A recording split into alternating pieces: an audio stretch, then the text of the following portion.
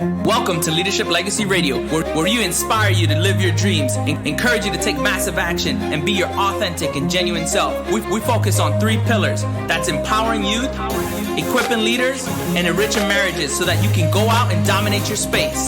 If you're ready to dominate, you're listening to the right show. This is the Leadership Legacy Radio. Now let's go.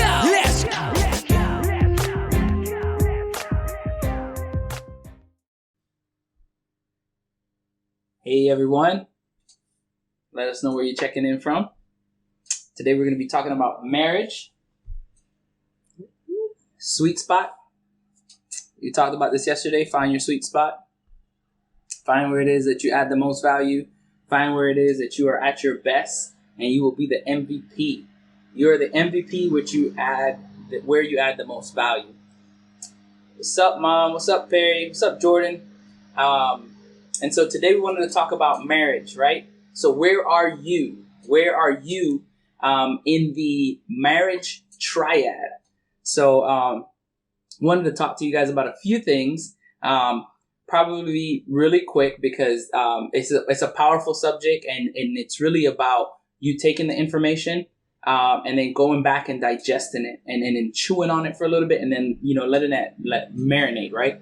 So there's 3 areas that your relationship will be in, 3 stages, right? We're always in one of these 3 stages. So you're always in preparing, right? So, and I'll break those down for you, right? So preparing is either going into a relationship, preparing for marriage, kind of filling each other out. Maybe you just started a relationship. Maybe you just started your marriage. All of those stages, you're in a relationship about to get married. You just got married. Those are the preparation stages of the relationship, right? The beginning stages. Then you have repairing, right? This is the hardest. This is the hardest and the one that oftentimes people don't ever come out of. It's the repairing. Some people go into repairing and they end up going down the wrong path and then they get stuck. And then the relationship is not where it needs to be. Hey, Liz. And so in repairing, this is where your marriage needs absolute commitment. It needs all of you. It needs you to be on your A game for it to go where it needs to go. And then the last stage in a marriage is maximizing. This is where you want to be, where you're maximizing your relationship, where you're improving your relationship, where you're going to a whole new height. Relationships can be here.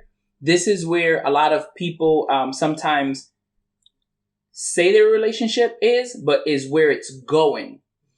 This is when you're thriving. This is where you're getting better. This is where you're complementing each other, where your strengths are highlighted and your weaknesses are minimized and you are constantly in sync with each other. So how do you get to maximizing? How do you get to that ideal state in your relationship? Well, first, and this is going to be really, really simple, but I would encourage you guys to write this down. Stop trying to be or please everybody. I mean, we just pause and just digest that, right? Stop trying to be and or please everybody. And it's important that you understand this concept. When you first come into a relationship, there's a few things that tend to happen. Every relationship goes through this. You will have, 2 individuals coming together. And then they come from 2 unique backgrounds. They come from 2 unique,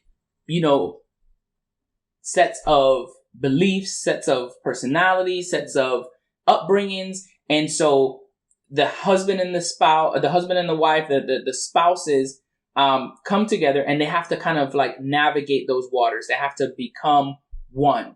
They have to understand that. And this is where everybody has an opinion. Your friends, other people in other relationships, people outside of the relationship, family. Everybody has has an opinion. And so it's very important that you understand that you cannot please everybody. Your focus, your energy should be on pleasing one person and one person only. And that is your spouse. So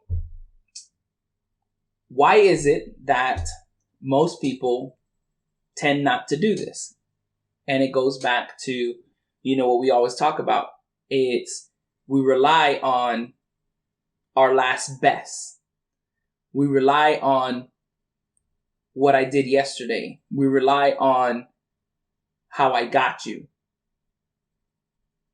The same things that I say to you when I first met you, the sweet sayings, the nice sayings, and how beautiful you look, the flowers, everything that's done in the initial stages, you did, and you are creating an experience.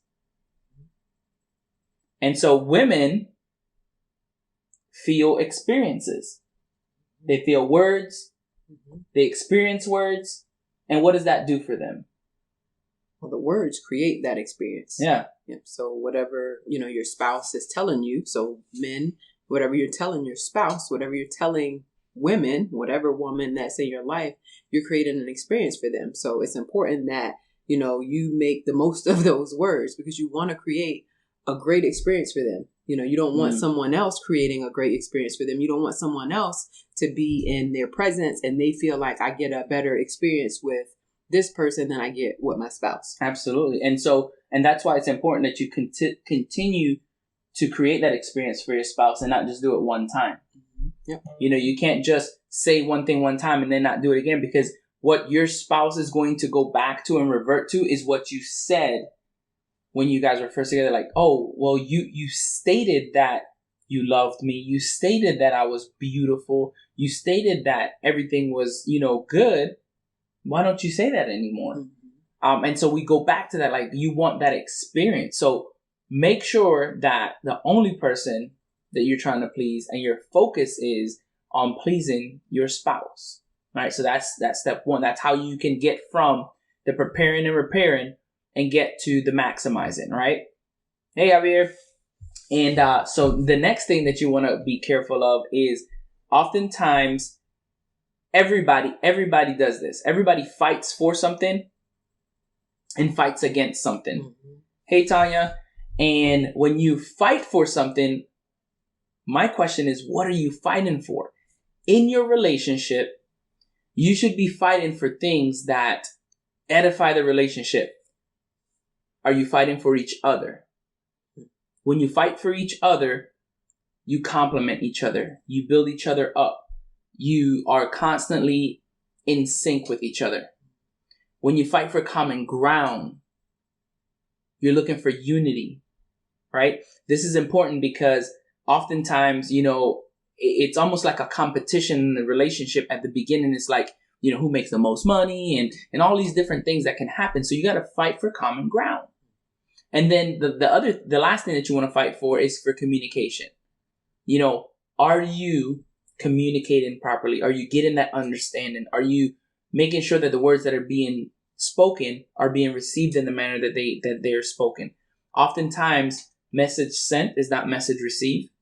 It's also very dangerous for you to think that what you said was always said the right way. It's not what you say.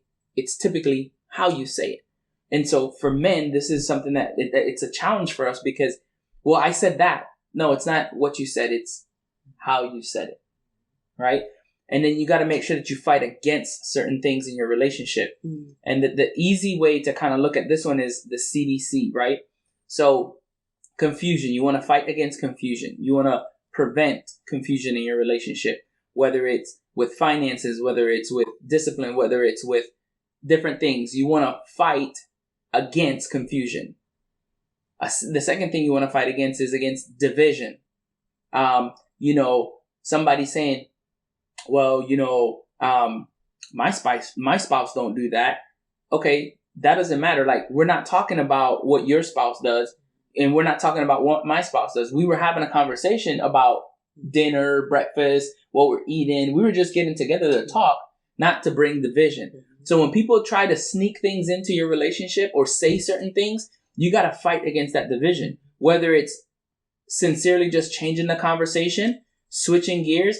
You don't have to be disrespectful, but you can be very polite and very respectful and just change that situation, right? You have to make sure that you do not allow a division in your relationship. Or just division amongst, you two as a couple. Yes. So division in how you raise your children. Yes. Division in, what you want to do with finances. Yes. And, how just the things that you guys want to do in your relationship. It's important that you don't have division in those different areas as well. Absolutely. Hey, Darlene. And the last thing that you want to fight against in your relationship is complacency. It's easy to get comfortable. It's super easy to get comfortable. I got her. Mm-hmm. I'm here. Mm-hmm. Right? So what's the best example of this? Fitness. Mm-hmm. You used to go to the gym all the time. Or you just were more concerned about... you were more concerned. Yeah, you were. Like. Yeah, exactly. The reality is this, you're not going to look the same after being married for 20 years. You know what I mean? Like, you can. That is absolutely true. We just joked about that last night. That is so true. You can. You have the potential. Yeah. To look exactly how you made look. a good comment last night. That's so true. I guess I don't even know how to come back from that. That was pretty good. So last night you mentioned that, right? So what were you referencing last night? Which comment were you talking about? So we're the change. So you said it's crazy how I wouldn't do a movie with so and so. You remember that? You wouldn't do a movie with this actor because of how they look. With the new movie that's coming out. Oh my goodness. I'm not about to say that. There's a lot of people looking forward to. All right. To watching that so movie. we're not going to talk about that, but seriously, you can look the same way that you did when you got married, or you can even look better than you did when you first got married because you believe in valuing your relationship, in investing in your relationship, in investing in yourself so that you can show up better, you can be better, you can look better. The problem is we get complacent.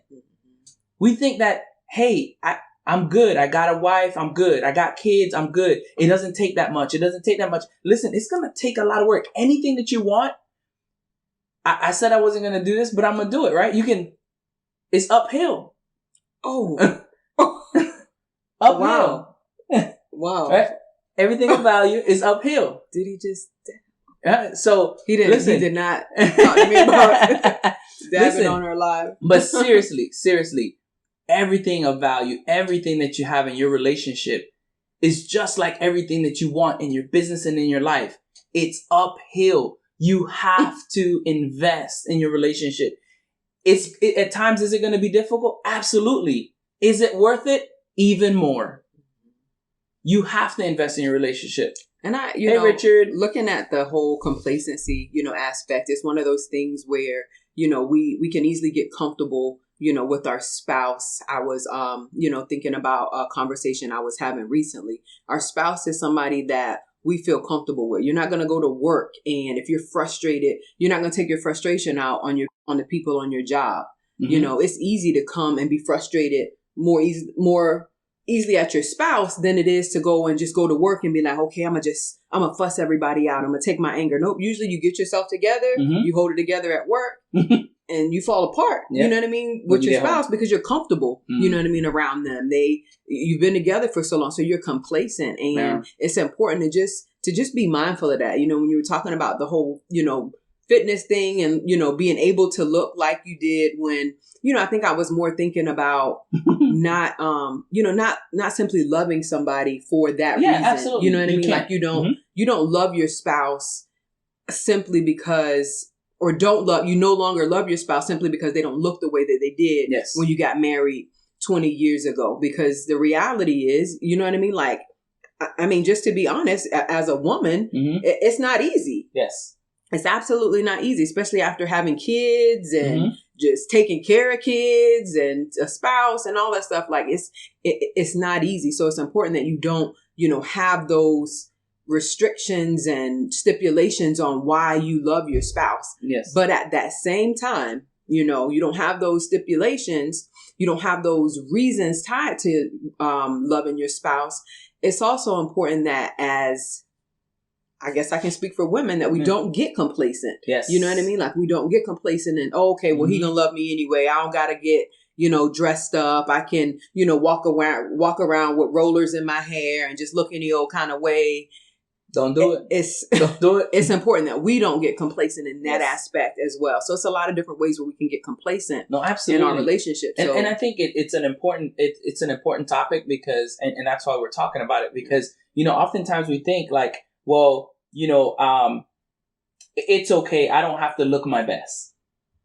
I got him. Like we said earlier. Yeah. It's okay. Or, but it could be any aspect of your relationship where you get complacent. Like, oh, we don't need to talk about the bills. Sharita's got it. We don't need to talk about the bills. Cris has got it. Like, you have to intentionally always be investing in your relationship, getting better, learning and getting that knowledge, getting that understanding, and then applying it, which is the wisdom part. Like, you can't just sit here and think that your relationship is going to get better if you don't get better. You can't give from an empty cup. Like, it's not going to happen. And that's why when you take all the energy, you take all of that effort and you do it at work, when you come home, it's so easy for you to get complacent, not value your spouse, and blow up because your cup is empty. So it's even more important that as you compliment each other, that you see that and you're able to fill their cup. You're able to help them out. Hey, I see you're not doing good today. Hey, I see that something's going on. Okay, got it. Boom. Hey, I got you, maybe a little back rub, or maybe like, hey, let's just put your feet up today. There's been plenty of times that, like, I get home and I'm trying to do something and, Sharita may send something. She's like, why don't you go upstairs and just kind of like put your feet up for a little bit? You've been working hard this week. You helped enough in the kitchen or whatever. And I'll go upstairs and it's appreciated. I really enjoy that, but I want to make sure that we can both get that, right? So I try to help as much as I can. I'm trying to get better at it because I don't want my wife in the kitchen working really hard. Again, me getting complacent because, well, you at home, right? So that's what you're supposed to be doing. No, I come home, I try to help. We do this together. We try to clean the kitchen together. We try to, straighten up. Hey, I mop, you straighten up. You do the dishes, I do this. We try to do that so that we can complement each other and then we can have more time together. Hey, while I do this, can you, talk to the kids? Hey, can you do this? These are all things that are important, but again, you get complacent. Yeah. Well, I don't need to talk to the kids every day. I don't need to do that. Like, you have to make that happen. You have to be intentional. When it's just us two, it's easy. It's 5. So now you got to divide your time 5 ways because it's not 4, it's 5. You got to give yourself time too. You got to, you got to intentionally give yourself time. You got to invest in yourself. You got to be better so you can show up better in your relationship. And it's so important. But enough about that. That's a lesson in itself. Yeah, that's super important because in order for me to be my best for my kids, in order for me to be my best for, my husband, I got to take care of myself. You know what I mean? Like, absolutely. I got to try to get better, and that's, when you're saying like you can't give from an empty cup, that speaks so much. That speaks to your parenting. Yes. That speaks to your relationship. Yes. Like, I can't give my best to you if I'm not taking care of myself. And that is it's so easy to not do. You know what I mean? Just give, and you get burnt out. Yes. You know what I mean? Like, it's important in your relationship to make sure that you're taking care of. You're a part of that number. Yes. Like you just included 5 of us, we got 3 kids. I'm one of those people that need to be taken care of. And you're one of those people that need to be taken care of in that number. And so women, cover your ears. Men, cover your eyes so you don't hear. Just kidding. But seriously, men, I'm speaking to all the men on this live from today to whenever you hear this live. I want you to understand me very clearly. Treat your spouse It doesn't matter how much they tell you that they don't want it. It doesn't matter how many times they say, it's okay, let's spend the money somewhere else. Allow them to go get their hair done, get their nails done, even if it's a spa. Help them take care of themselves when they don't want to, or they don't need, or they feel like they don't need to.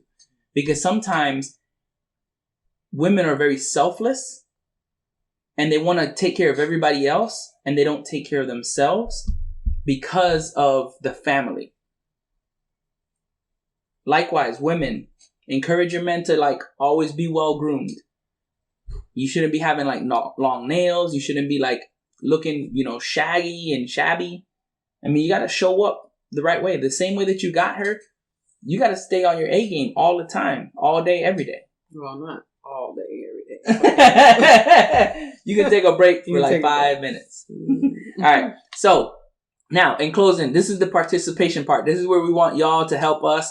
We need y'all to kind of encourage us and help us out. So what is the biggest problem in your relationship?